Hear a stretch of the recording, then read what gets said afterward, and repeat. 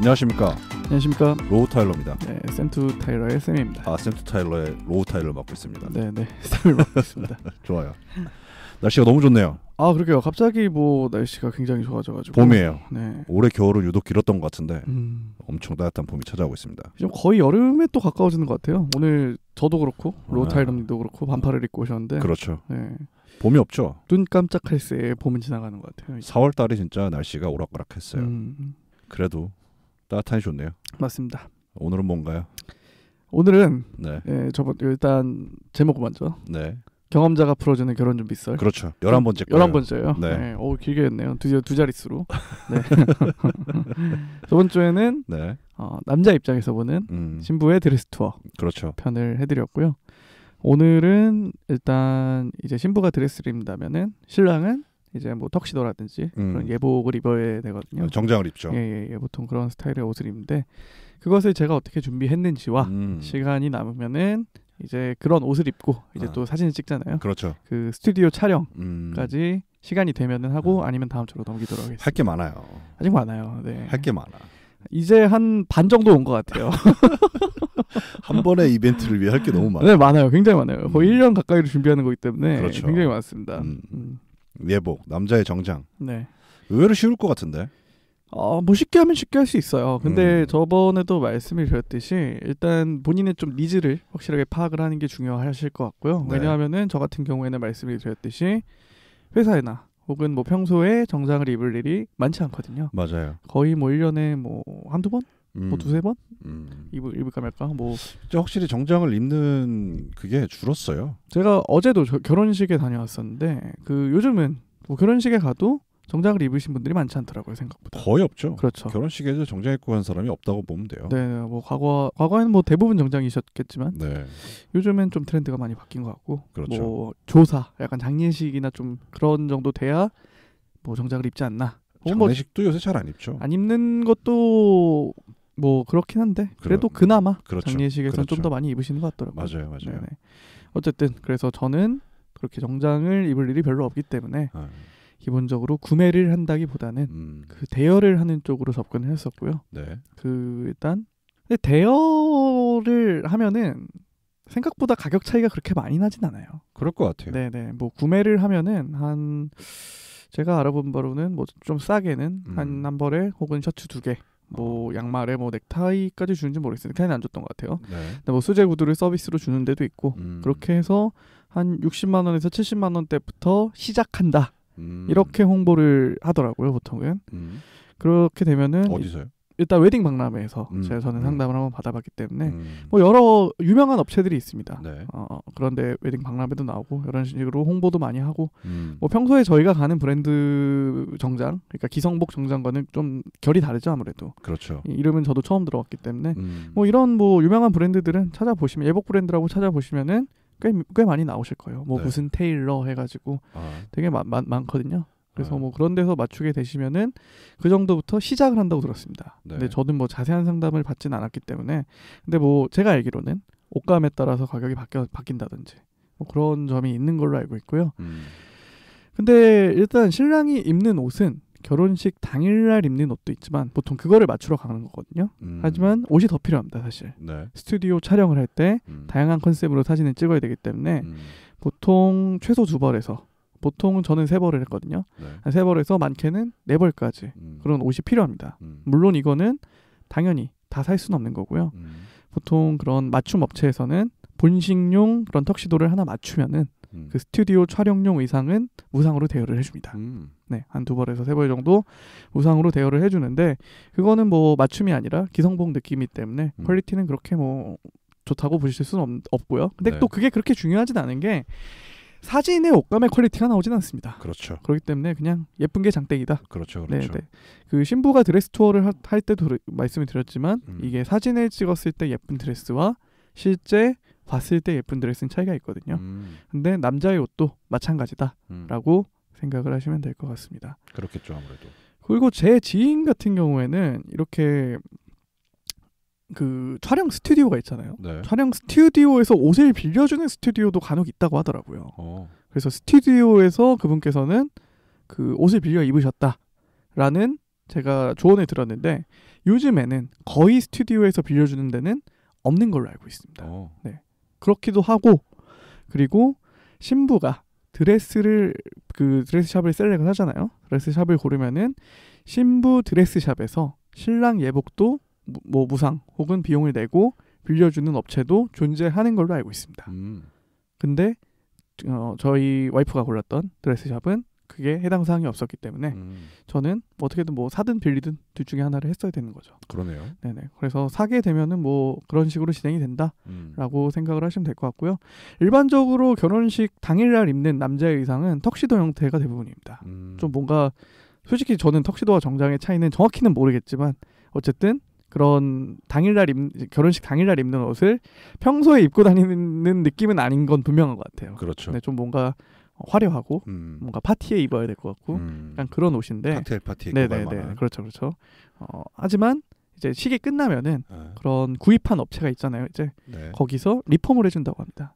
리폼을 해줘서 이제 좀 무난한 정장 스타일로 리폼을 해줘서 평소에도 입을 수 있게 만들어준다라고 얘기를 하더라고요.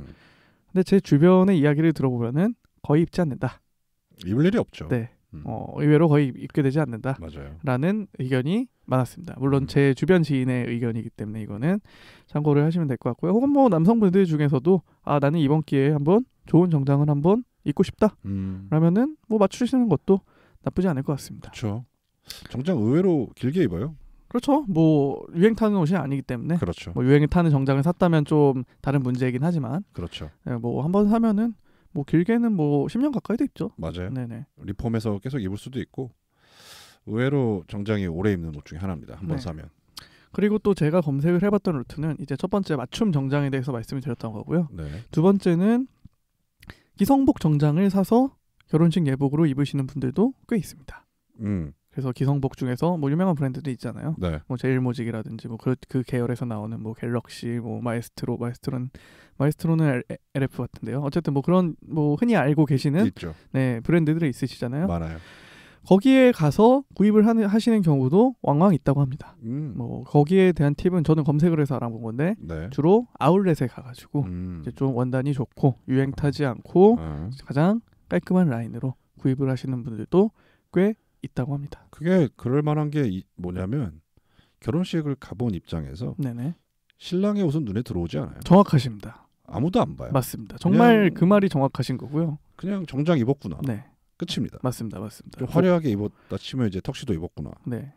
그래도 정장입니다. 맞습니다. 정말 그리고 뭐 결혼식 끝나고 나가면 까먹죠. 그렇죠. 제가 무슨 옷 입으셨는지 전혀 모르시잖아요. 심지어 색깔도 기억 안 납니다. 그렇죠. 넥타이를 뭘 맸는지도 기억이 안 나요. 그렇죠. 넥타이를 맸는지 뭐 보타이를 맸는지 기억 안 나시죠. 맞습니다. 원래 그게 정상입니다. 그렇죠. 그리고 심지어 신랑과는 사진도 찍지 않아요. 맞아요. 그렇죠.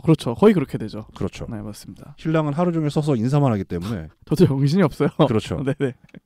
신부 대기실 한번 가서 사진 찍고 나왔거든요. 보통 이제 수순이잖아요. 그렇죠, 신랑한테 그렇죠. 인사하고 네. 신부 대기실 가서 사진 한번 찍고 그렇죠. 밥 먹으러 가는 게. 맞습니다. 뭐 신부의 드레스 같은 경우에는 좀 유심히 보시는 분들도 많긴 하지만 신랑의 의상은 정말 아웃 오브 한중이죠. 어떻게 보면은 아웃 오브 한중이 아니라 그냥 서 있구나. 바쁘구나 저 사람. 그렇죠. 인사하느라 정신이 없겠구나. 네네, 맞습니다. 누가 봐도 정신이 없는 사람이네. 그게 보이지. 오늘 정장을 무슨 색을 입었? 빨간색을 입지 않는 이상, 뭐 보라색, 뭐 이렇게 원색 계열을 입고 있지 않는 이상, 신랑의 그 정장에 눈을 주는 사람은 제가 봤을 때 한 명도 없을 거라고 생각합니다. 뭐 그렇죠. 패션 업계 종사하는 분이 아니라면 패션 업계 종사하신다 하더라도 굳이 신랑의 정장을 눈여겨 보실 분은 거의 없다고 생각합니다. 그렇죠. 맞습니다. 그래서 두 번째 추천해 드리는 방법은 아예 진짜 좀 실용성을 생각을 해가지고 평소에 입을 만한 좋은 정장을 하나 이 기회에 장만을 한다라고 생각을 하시는 분들도 많습니다. 저도 차라리 그쪽이 낫다고 봐요. 네, 그래서 뭐 서울에 저쪽 송파구 문정동에 가면은 그쪽 관련된 아울렛이 꽤 많고요. 문정동 아울렛 오랜만에 듣네. 네네네. 그리고 저기 가산. 네. 요즘은 무슨 동이죠? 가리봉동인가요? 글쎄요. 네, 가산 디지털 단지. 그쵸. 그쪽에 가면 역시 구로 쪽. 네, 아울렛이 많습니다. 맞아요. 네, 그쪽에 가셔서 조금 예전에 저희가 녹음하던 데잖아요. 맞습니다. 거기서 그쪽입니다. 예. 저 같은 뭐 여담이지만 제가 뭐 취직을 한 다음에도 그 가산 쪽으로 정장을 사러 좀 몇 번 갔었거든요. 네. 뭐 어쨌든 그런 루트를 통해서 좀 유행 타지 않고 그냥 괜찮은 무난한 어차피 예복이잖아요 말 그대로. 맞아요. 좀 뭔가 격식 있는 자리에서 입을 만한 그런 정장을 하나 구비해 두시는 것도 나쁘지 않을 것 같습니다. 맞아요. 정장이 진짜 애매한 게 올해 거랑 작년 거랑 큰 차이가 없어요. 맞습니다. 근데 신상과 이제 2월 상품, 2월 상품의 가격이 거의 뭐 천지 차이입니다. 맞습니다. 작년에 50만 원 하던 게 올해 뭐 20만 원 하는 게 많아요. 맞아요. 그래서 뭐 정장은 좀 우리가 흔히 있는 그런 캐주얼 스타일의 옷과는 좀 차이가 있는 것 같아서. 맞아요. 근데 왜 저는 그 방법을 선택하지 않았냐면은 이미 연초에 전 정장을 한 번 구입을 해놨었습니다. 아 이제 뭐 인사를 가거나 그렇죠. 뭐 혹은 상견례를 하거나 그런 용도로 이미 정장이 하나 있었기 때문에 또 굳이 또 정장을 한번 늘릴 필요는 없다는 생각이 들었었거든요. 그렇죠. 그렇기 때문에 결국 남은 옵션은 세 번째 대여의 옵션입니다. 대여. 근데 제가 좀 느낀 바로는 네. 저는 그 동행 웨딩 플래너를 끼고 그 결혼식 준비를 진행을 했다고 말씀을 드렸잖아요. 네. 근데 여러 가지로 이제 말씀을 드렸듯이 그 웨딩 플래너 분께 제가 궁금했던 뭐 혹은 필요한 정보를 여쭤보면은 되게 잘 설명을 해주십니다. 그래서 뭐 업체도 추천을 해주시고 물론 제휴가 된 업체긴 하겠지만 그렇겠죠. 그런 식으로 추천을 받았는데 제가 느낀 바로는 유독 신랑 예복 대여를 질문을 했을 때는 네. 조금 정보가 원하는 수준만큼 오지 않는구나 라는 느낌을 받았습니다. 네. 그만큼 그게 좀 제휴가 안 돼 있을 수도 있고 남는 게 없는 거죠. 그렇죠. 약간 좀 그런 생각이 들긴 하더라고요. 물론 이거는 제 느낌이라는 점 말씀을 드리고 싶고요. 그래서 저는 일단 플래너분한테 여쭤보긴 했지만 제가 직접 검색을 했습니다. 네, 그래서 뭐 검색을 해서 예복 대여, 남성 예복 대여 혹은 뭐 그런 웨딩 관련 카페들에서 검색을 하면 후기들이 꽤 많이 나오거든요. 그래서 그런 데를 검색을 해서 뭐 몇 군데를 추려본 다음에 방문을 했죠. 네. 그래서 첫 번째로 사실 첫 번째가 아니라 한 군데만 방문을 했어요. 네. 굳이 저는 그렇게 옷에 중요하게 생각을 하는 편이 아니기 때문에. 네. 그래서 종로에 가면은 또 그런 웨딩 관련된 업체들이 굉장히 많이 모여 있습니다. 네. 저는 그 광장시장 근처에 있는 약간 뭐 웨딩 그런 타운 같은 건물이 있어요. 건물 전체가 뭐 한복, 뭐 보석, 뭐 이불, 뭐 예복 이런 게 다 모여 있는 그런 건물들이 있거든요. 네.